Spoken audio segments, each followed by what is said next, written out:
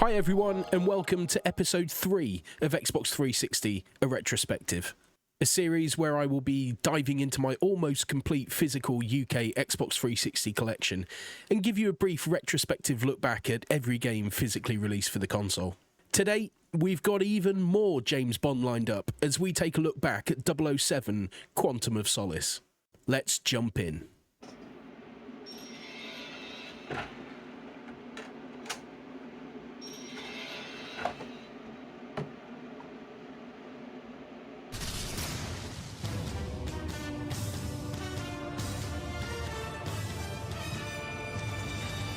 Now, as I'm doing this video series alphabetically rather than chronologically, it means that the last Bond game I will cover for now was actually the first Bond game to arrive on Xbox 360.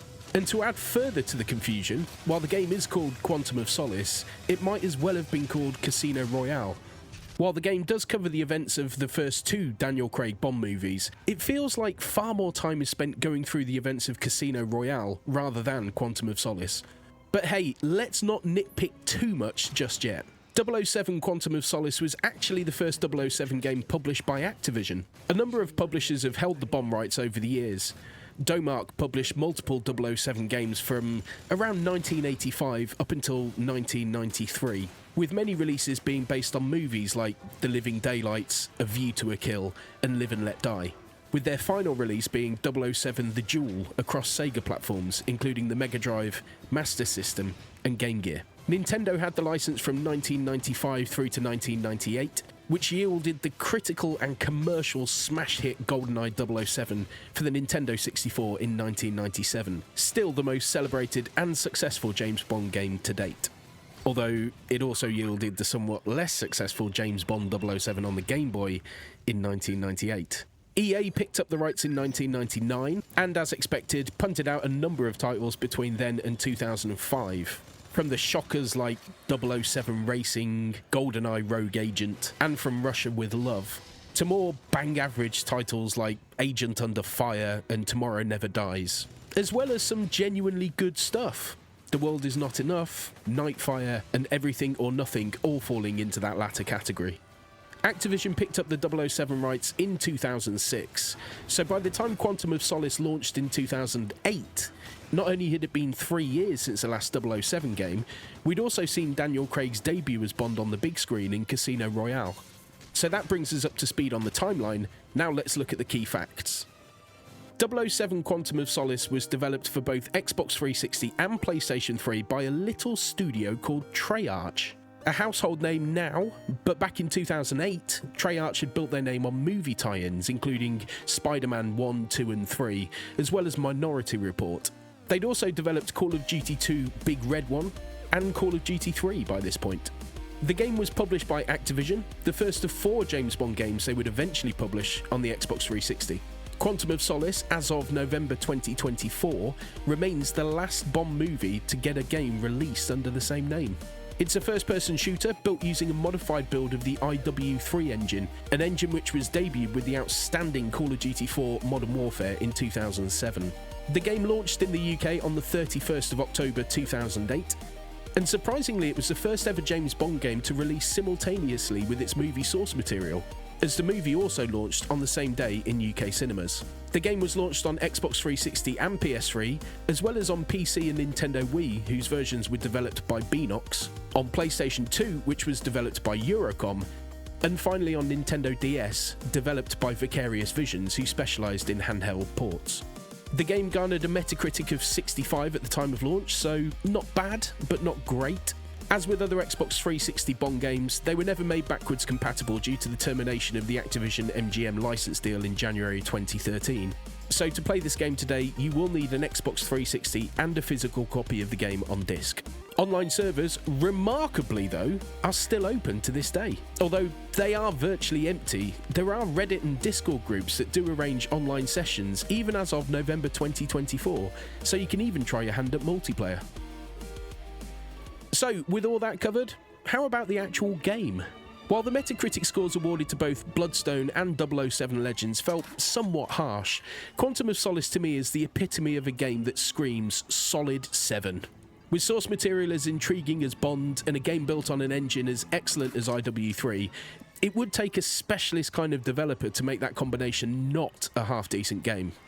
And half-decent is exactly what this feels like all the way through. For starters, while it is a first-person shooter, it implements a cover system. Think Gears of War, and you're on the right kind of track.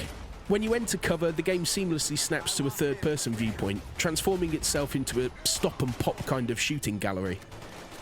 Whether it's a game design choice to differentiate it, or just a reason to show off the character model of Daniel Craig, I'm unable to confirm. But while it took me a little bit by surprise the first couple of minutes, to be fair, it actually works pretty well.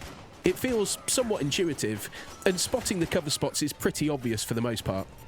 Even if it does mean the game feels a little bit more linear, like you're being shoehorned down long corridors and herded towards the pop-up shooting galleries, as opposed to the more tactical and open-ended approach to a battlefield you would find yourself taking in Call of Duty or Battlefield campaigns. The game plot, however, is a bit of a muddled mess.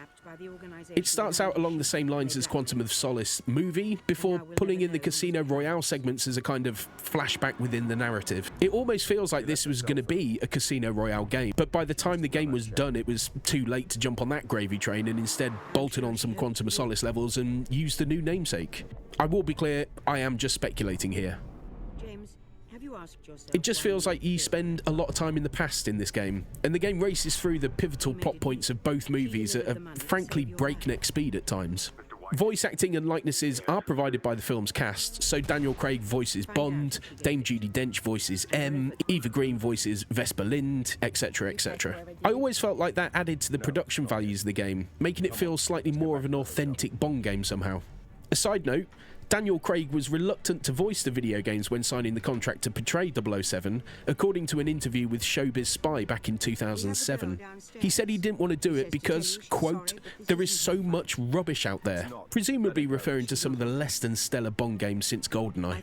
In the same interview though, he did admit to being a gamer, waiting for his girlfriend at the time to be away for a weekend so he could sneak in some cheeky games of Halo, one of us after all. Needless to say, however, he was told he had to do the game, and he did. He also reportedly played the game during development, and provided feedback on it. Anyway, being a Bond game, there is of course a stealth and hacking element to proceedings.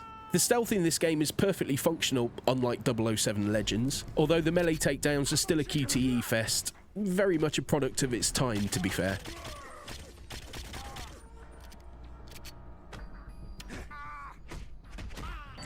There's some excellent moments in the game. The sniper duel at the Opera House is really well done, and the entire Venice level is excellent, including taking control of Bond to shoot Gettler in the face with a nail gun at the end. The train level immediately gave me the GoldenEye vibes, despite being a very different mission, but again, was good fun to play through. And despite the sheer volume of QTEs to perform melee takedowns, some of the interactive cutscene boss fights do capture the essence of Bond really well.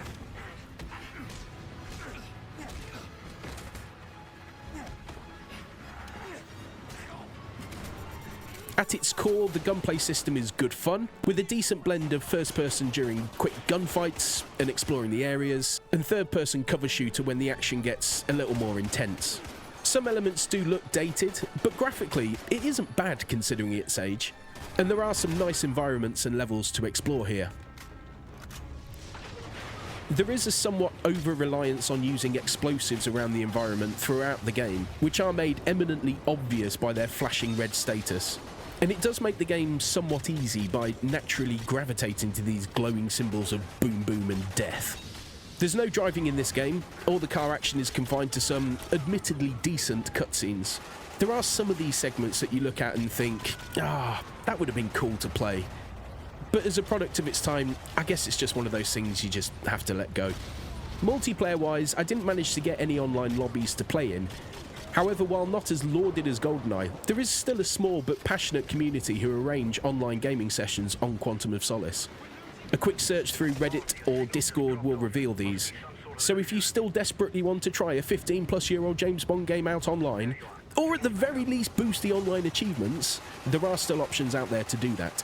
Speaking of achievements, 365 of the achievement points are from online multiplayer, the rest is all from the campaign. A chunk of these are for finishing sets of levels and the whole game on various difficulties, though the difficulty achievements are stackable and 007 difficulty really isn't very hard.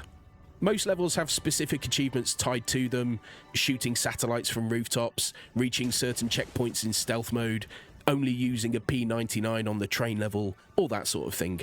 There are collectibles across the game, as well as achievements for purchasing all weapons, attachments, upgrades and gadgets, etc.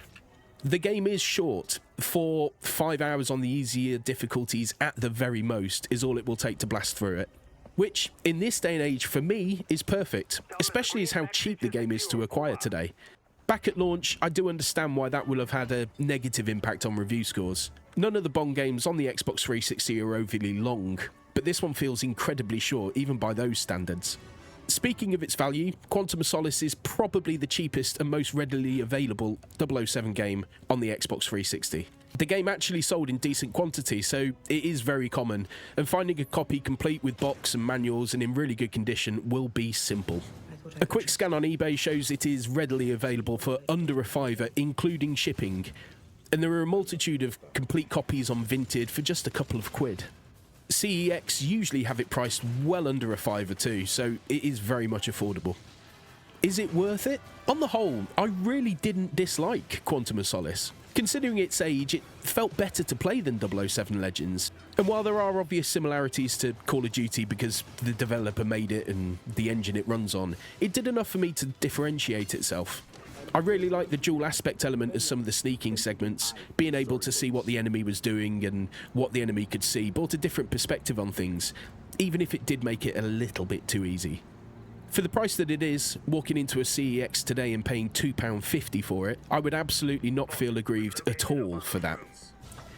It's far from perfect, but I enjoyed it a lot more than I remember enjoying it all those years ago. So on that basis, for a short but entertaining blast through a decent enough game, it's very much worth a go. Just don't expect to understand the plot unless you're really familiar with the movies. So that's it for 007 Quantum of Solace. And that's it for James Bond for now. Episode 4 will be the first episode not focusing on a James Bond game, and in all honesty, I'm quite looking forward to playing something different. Thanks again for watching. Please do help me out by either smashing that like button, or if you're so inclined to drop a free subscription to the channel, that really helps me out too. Let me know in the comments your thoughts on Quantum of Solace, and whether you think it's worthy of another playthrough. Until next time, be awesome to each other, and I unconditionally love your hecking faces.